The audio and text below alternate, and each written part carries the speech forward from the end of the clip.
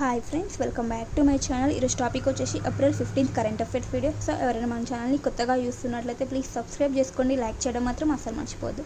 ఇంకా లేట్ చేయకుండా టాపిక్లోకి వెళ్తే కనుక ఈరోజు ఫస్ట్ టాపిక్ వచ్చేసి ఒక పురస్కారం, జపాన్ దేశానికి చెందినటువంటి ఒక పురస్కారం. దాని నేమ్ వచ్చేసి లెజెండ్స్ ఆఫ్ ఎండోస్కోపీ పురస్కారం. లెజెండ్స్ ఆఫ్ ఎండోస్కోపీ అనే పురస్కారాన్ని ఇవ్వడం జరిగింది రీసెంట్గా. సో దాని యొక్క గ్రహీత ఎవరు అంటే ఈ 2025కి డాక్టర్ నాగేశ్వర్ రెడ్డి గారు గ్రహీత అనమాట. లెజెండ్స్ ఆఫ్ ఎండోస్కోపీ పురస్కారాన్ని దక్కించుకోవడం జరిగింది డాక్టర్ నాగేశ్వర్ రెడ్డి. సో ఈయన ఎవరు అంటే ఈ పురస్కారం దక్కించుకున్నటువంటి తొలి భారతీయ వైద్యుడు. ఇప్పటివరకు ఈ పురస్కారం ఎవరికి రాలేదు. సో ఈ పురస్కారం దక్కించుకున్న తొలి భారతీయ వైద్యుడు. మరి ఇతను ఎవరు అంటే ఏఐజీ హాస్పిటల్స్ యొక్క చైర్మన్ అనమాట. తెలంగాణలో ఉన్నటువంటి ఏఐజీ హాస్పిటల్స్ చైర్మన్ హైదరాబాద్లో ఉంది. ఇది అతను దీనికి చైర్మన్గా ఉన్నారు.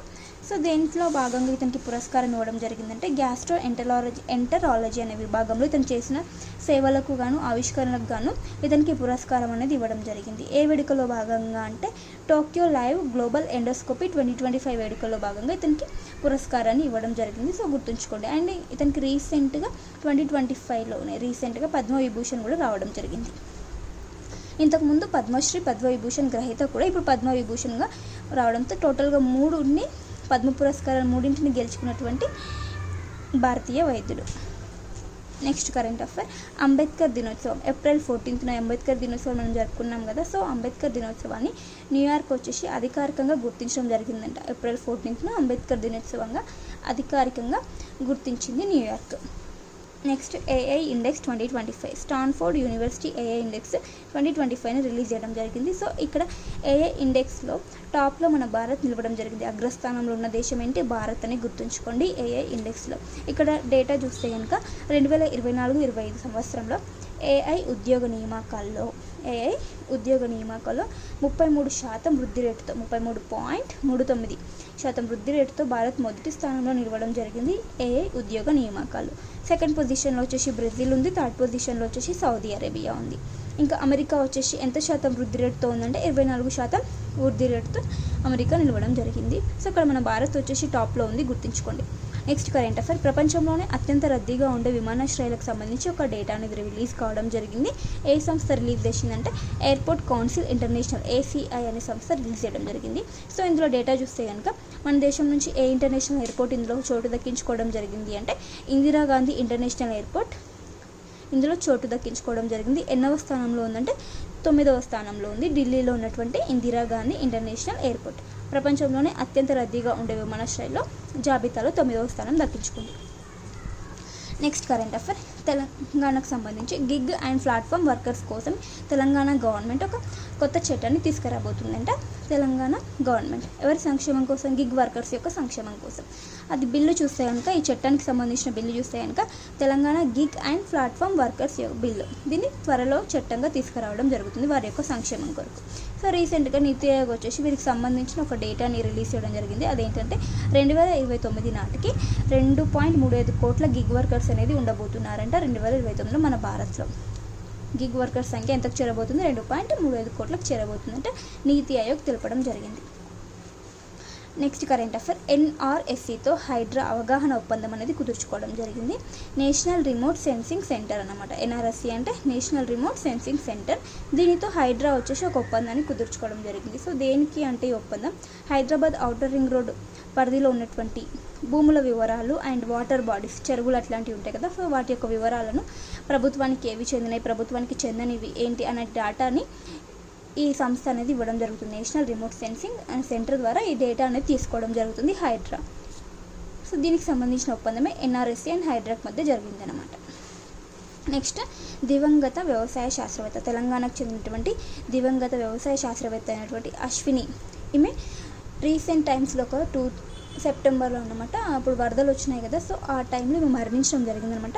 వ్యవసాయ శాస్త్రవేత్త అశ్విని. సో ఆమె ఇప్పుడు ఎందుకు న్యూస్లో ఉందంటే ఆమె యొక్క పేరుని మరణించిన అనంతరం ఆమె యొక్క పేరుని ఒక శనగ వెరైటీకి పెట్టడం జరిగిందనమాట.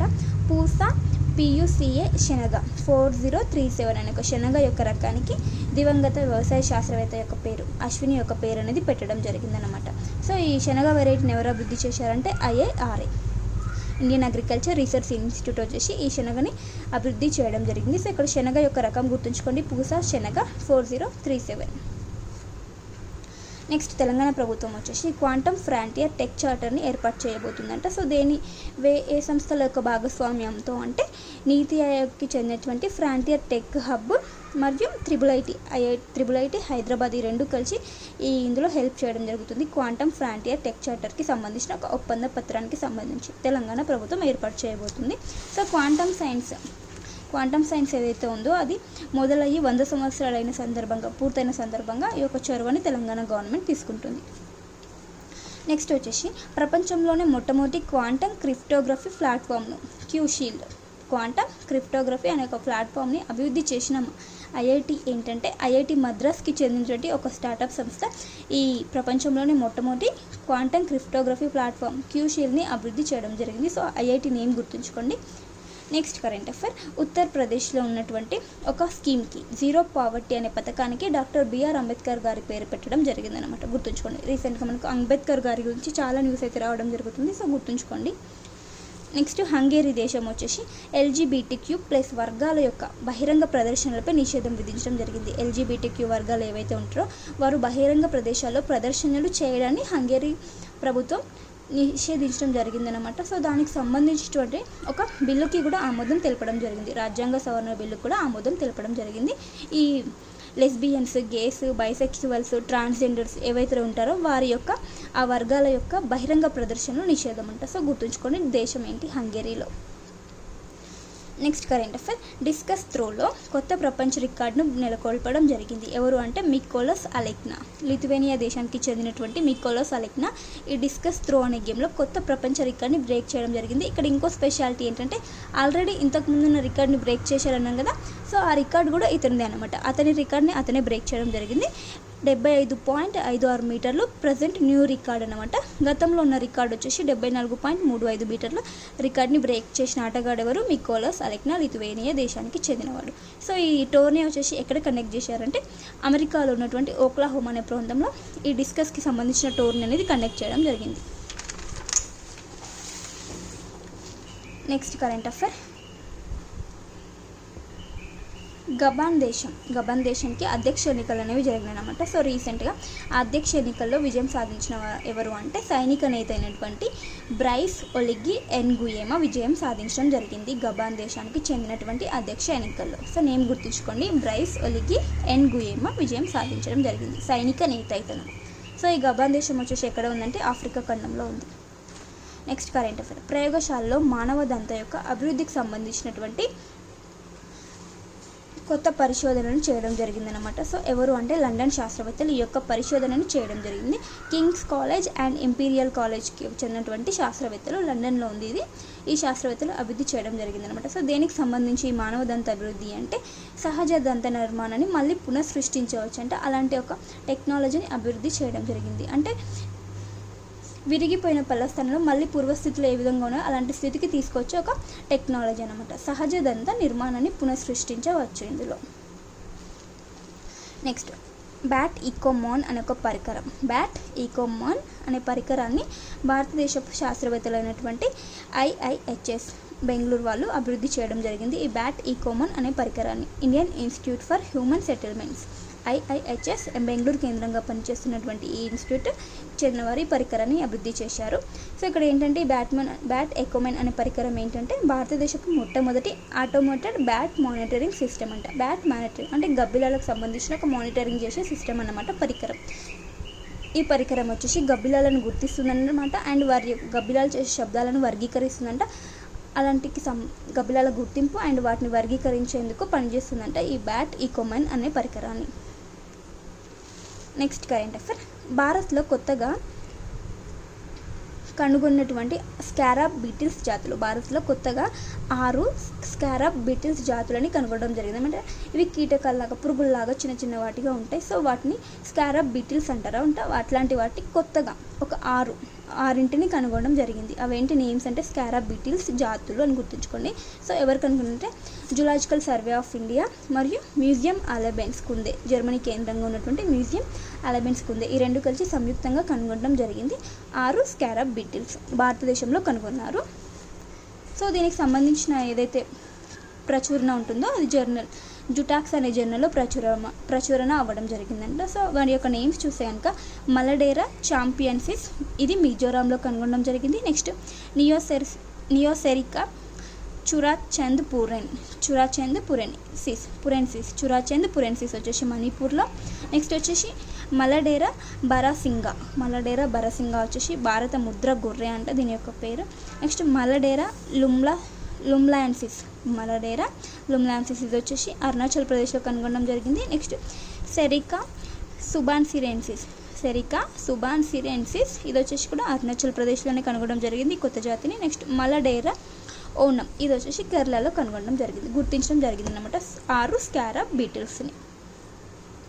Next current affair Indian justice report 2025 ఇది వచ్చేసి అత్యుత్తమ పోలీసింగ్ వ్యవస్థకు సంబంధించిన రిపోర్ట్ అనమాట. ఇండియన్ జస్టిస్ రిపోర్ట్ ఇది పోలీసింగ్ వ్యవస్థకు సంబంధించిన రిపోర్ట్ అనమాట. మరి ఇక్కడ భారతదేశంలో ఉన్నటువంటి టాప్ స్టేట్స్ ఏ రాష్ట్రాల్లో అత్యుత్తమ పోలీస్ వ్యవస్థ ఉంది అంటే టాప్లో వచ్చేసి మన తెలంగాణ రాష్ట్రం నిలవడం జరిగింది. స్కోర్ వచ్చేసి 6.48 స్కోర్తో, అవుట్ ఆఫ్ 10కి 6.48 స్కోర్తో తెలంగాణ టాప్లో ఉంది. అంటే తెలంగాణ రాష్ట్రంలో అత్యుత్తమ పోలీస్ వ్యవస్థ ఉంది. సెకండ్ ప్లేస్లో వచ్చేసి ఏపీ. మరి లాస్ట్లో వచ్చేసి పశ్చిమ బెంగాల్ నిలవడం జరిగింది. అంటే పశ్చిమ బెంగాల్లో పోలీస్ వ్యవస్థ అంత బాగా లేదు అన్నట్టు.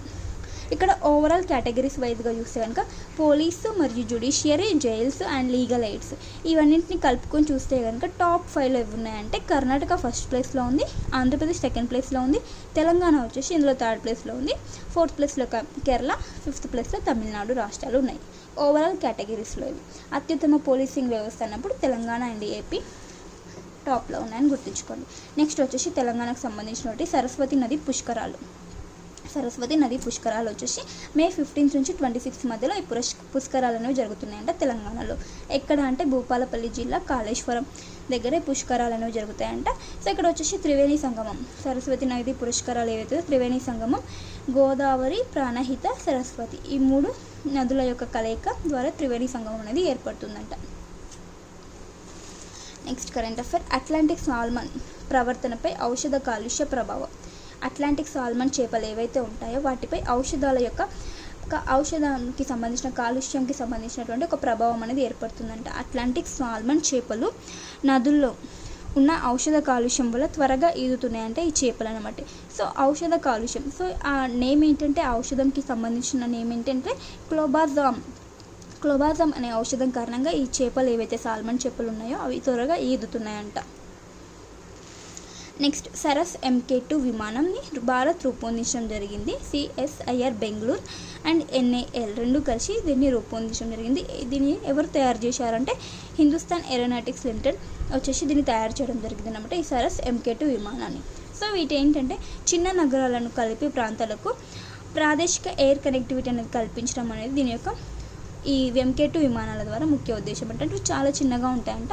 సో 19-20 వరకు సీటర్స్ అనేవి అందులో ఉంటాయి. సో చిన్న నగరాలను కలపడానికి ఇవి యూజ్ అవుతాయంట సరస్ MK2 విమానాలు. ఎయిర్ కనెక్టివిటీని కల్పించడం దేనిలో భాగంగా అంటే ఉడాన్ అనే స్కీమ్లో భాగంగా ఉడే దేశ్ ఆమ్ నాగరిక్ అనే అంటే భారతదేశాన్ని ఎయిర్ కనెక్టివిటీ చేయాలి, అన్ని ప్రాంతాలను ఎయిర్ కనెక్టివిటీ విమానాలతోనే అనుసంధానం చేయాలని దీని యొక్క ముఖ్య ఉద్దేశం. ఉడే దేశ్ కా ఆమ్ నాగరిక్ ఈ పథకాన్ని బలపరచడం కూడా ఒక ముఖ్య ఉద్దేశం. నెక్స్ట్ కరెంట్ అఫైర్ యునెస్కో వచ్చేసి బయోకామ్ అనే ఒక కార్యక్రమాన్ని చేపడుతుందన్నమాట. ఎవరు నిర్వహిస్తున్నారు ఈ బయోకామ్ అనే ఒక ప్రాజెక్ట్ని అంటే యునెస్కో నిర్వహిస్తుంది. ఏ దేశంలో ఈ బయోకామ్ అనే ప్రాజెక్ట్ని నిర్వహిస్తుందంటే మడగాస్కర్ అనే దేశంలో నిర్వహిస్తుంది. ఆఫ్రికా ఖండంలో ఉన్నటువంటి మడగాస్కర్ దేశంలో ఈ బయోకామ్ అనే ఒక ప్రాజెక్ట్ని నిర్వహిస్తుంది అనమాట.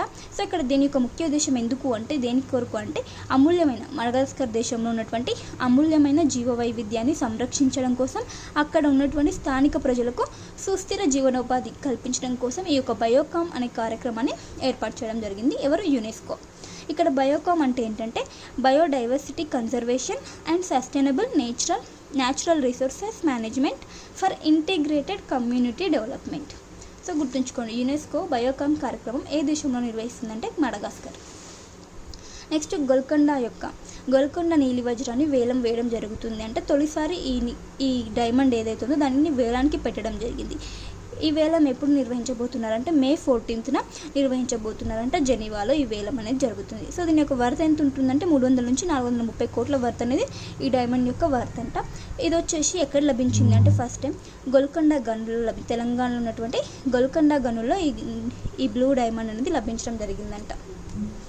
నెక్స్ట్ భూభారతి వచ్చేసి మనకు భూభారతి చట్టం ఎప్పటి నుంచి అమల్లోకి వచ్చింది? ఏప్రిల్ 14 అని చెప్పాను కదా, అంబేద్కర్ జయంతి సందర్భంగా. సో దాన్ని పైలట్ ప్రాజెక్టుగా 4 జిల్లాల్లో అమలు చేస్తున్నారు అన్నమాట ఈ భూభారతి చట్టాన్ని.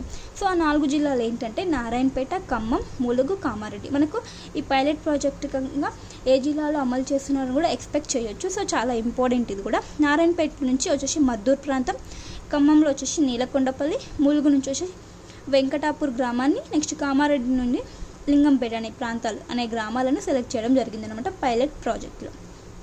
పైలట్ మండలాలు.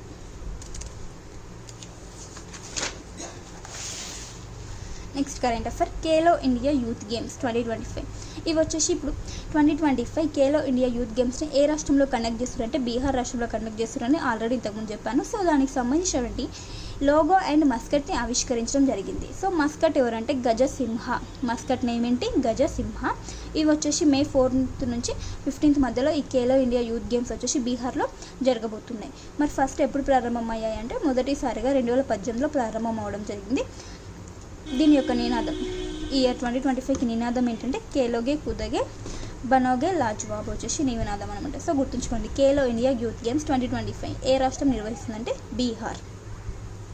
సో ఇవన్నీ ఫ్రెండ్స్ ఈరోజు ఇంపార్టెంట్ కరెంట్ అఫైర్స్. వీడియో నచ్చితే ప్లీజ్ లైక్ చేయండి, షేర్ చేయండి, అలాగే సబ్స్క్రైబ్ చేసుకోవడం మాత్రం అస్సలు మర్చిపోద్దు. Thank you for watching. Bye bye.